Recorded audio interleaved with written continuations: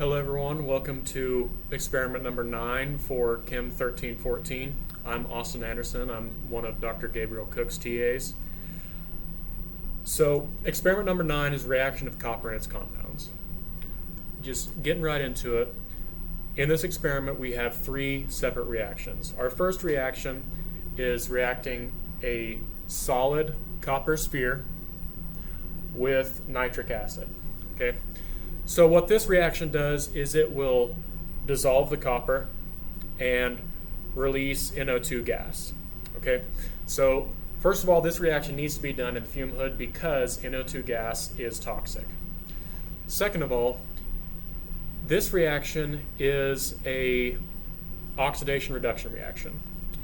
Over here on the product side, we have copper nitrate. Okay, so we've gone from solid elemental copper to copper to nitrate. Okay, so this is an oxidation reduction reaction, and because we're releasing this gas, it's also a gas evolution reaction. Okay, our second reaction is taking our copper nitrate and combining it now with sodium hydroxide. Okay, this forms copper hydroxide and sodium nitrate. Okay, so if you notice here, your ions just switch around. Okay, so this is a double displacement reaction.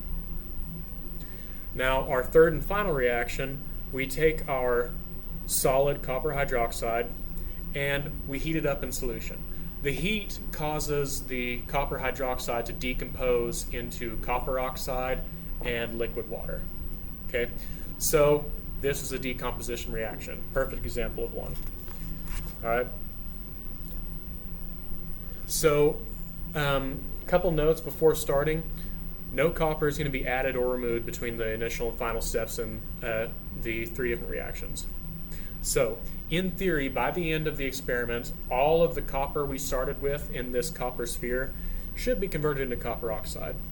But chemistry doesn't always work that way. So in reality, we will likely lose a small amount of copper in each conversion step of the experiment. Okay.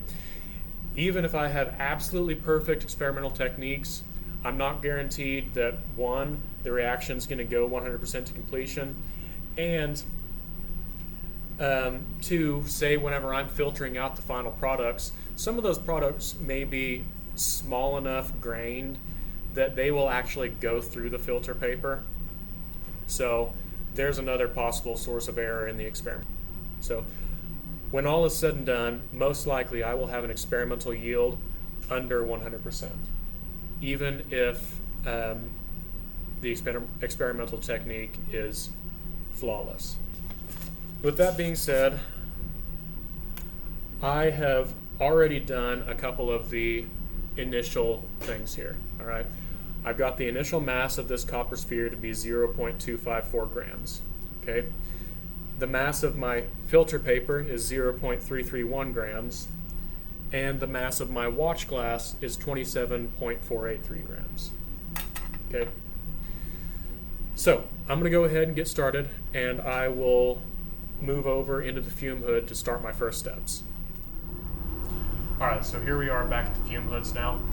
I'm going to take my copper sphere in my beaker and add 5 milliliters of 6 molar nitric acid to it. Okay. I'm going to attempt to see past this sign that's directly in my way. Okay, so as soon as I add this nitric acid into the beaker, it's going to start dissolving this copper, and the copper is going to start bubbling in here. And as this copper sphere dissolves into the nitric acid, you're getting copper nitrate. Okay, copper nitrate is going to give you a nice blue color in solution. So your once clear nitric acid is going to start turning a bright blue color due to the copper.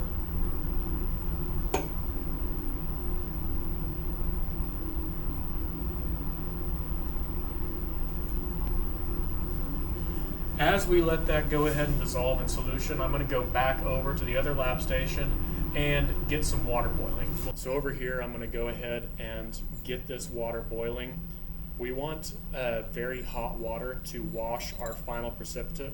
So we get this boiling now, and we use it later to wash our precipitate.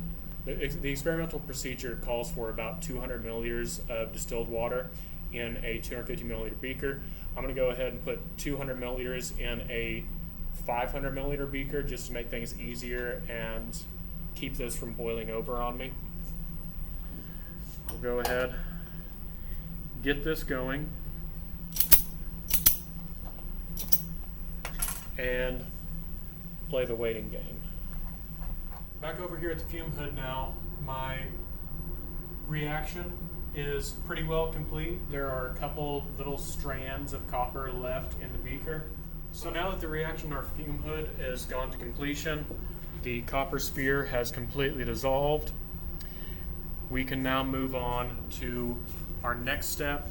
I'll take this back to the station, add some water to it, and add our sodium hydroxide to it. All right, now that we're back here at the station, I'm going to go ahead and add 100 milliliters of distilled water to this. It doesn't have to be exactly 100 milliliters, so what I'm going to do is pour this up to my 100 milliliter line on the beaker. Okay. So now you can see we have a nice clear blue solution containing copper nitrate. Okay, so the next part of the experiment requires adding 15 milliliters of 6 molar sodium hydroxide. So we'll go ahead and do that. We'll measure out 15 mils, throw it in here. Once again, pay attention to the color before the addition of the sodium hydroxide.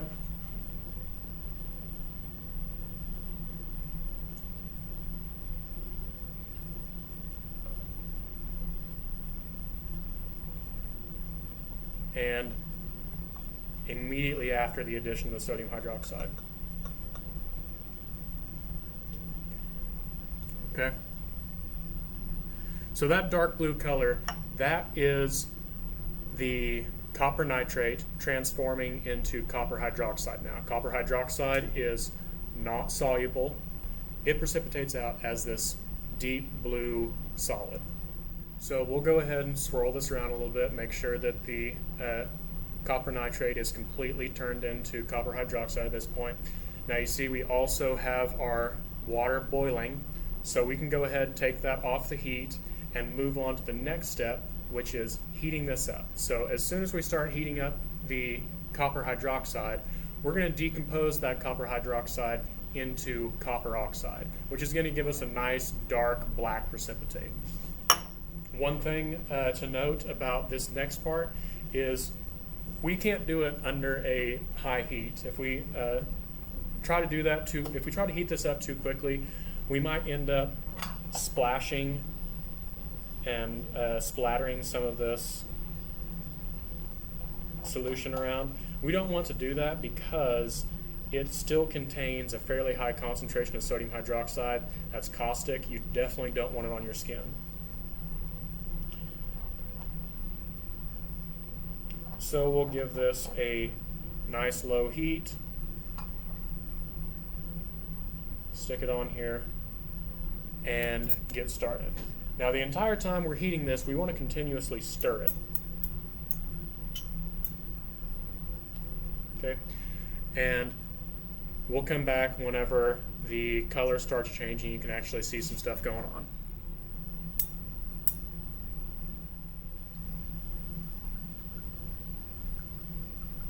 Alright, so hopefully now in the video you can all see this is starting to turn darker and darker. Eventually all of the nice pretty blue color we saw in the solution is going to go away, and we'll be left with this dark black precipitate and a mostly clear solution.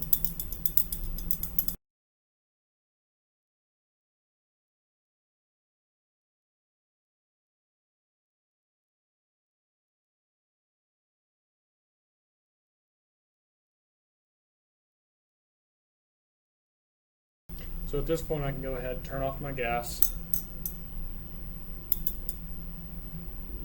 start allowing this to settle out, and move on to my next part, which is going to be filtering out this copper oxide precipitate. Okay, so now that I have my Buchner funnel set up, I can go ahead, throw my filter paper in here, and give it a little spray of water to make sure that it sticks, stays down, makes a good seal against the funnel so I don't lose any of my precipitate. What we need to do next is carefully pour off the water layer and leave as much of the precipitate in here as we can.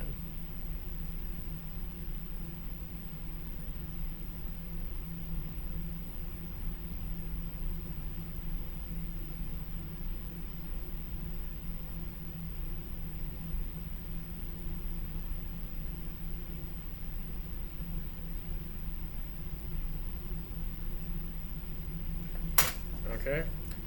Now, it might get a little loud, but I'm going to go ahead and turn the vacuum pumps on here. Hopefully you can all still hear me fine. Go ahead, open up my vacuum line, and get this filtering through. Okay. Try to decant as much of the liquid as you possibly can. Don't disturb the precipitate on the bottom. All right. The next step here is to take our hot water, add it here, and rinse our precipitate. Okay, so this is trying to make sure that we get all of the sodium hydroxide and other chemicals we used out of our precipitate. So we'll go ahead, pour that in there, swirl it around a bit, try to knock all the precipitate off the sides that you can, let it settle, filter it again. Alright, it's almost settled enough. I can go ahead and decant this again, get the water layer off.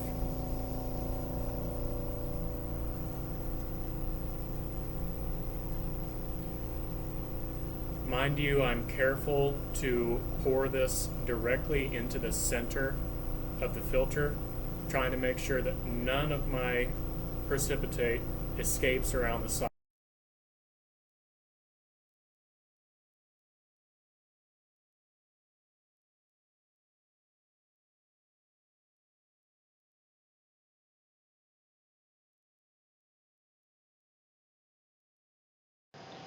Okay, being as my microphone crapped out in the video, you can't hear what I'm saying here, but more or less what you have to do is carefully pour the precipitate down the stirring rod so it is all deposited in the middle of the filter. That way none of it goes around the sides. You capture as much in the filter as you possibly can.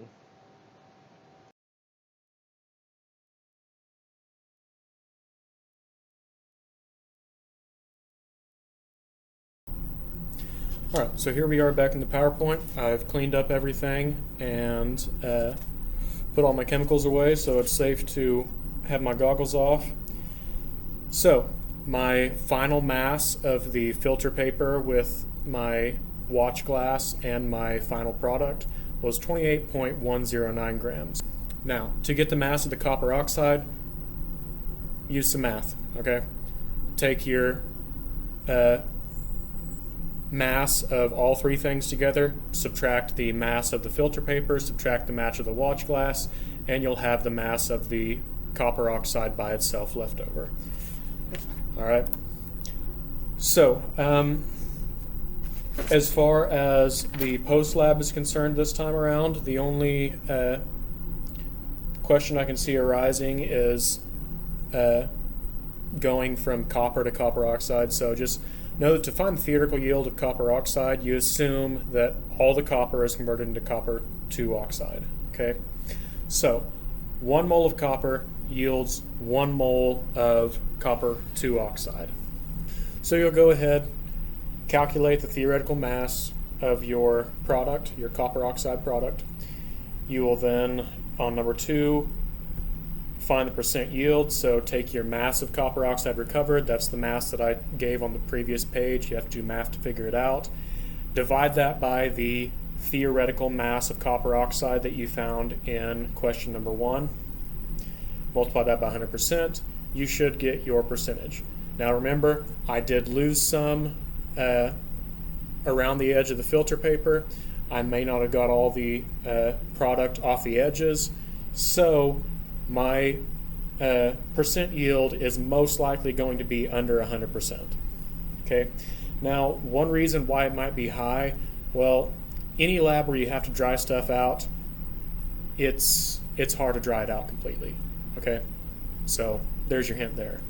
For post-lab question number 5, you start with your copper sphere.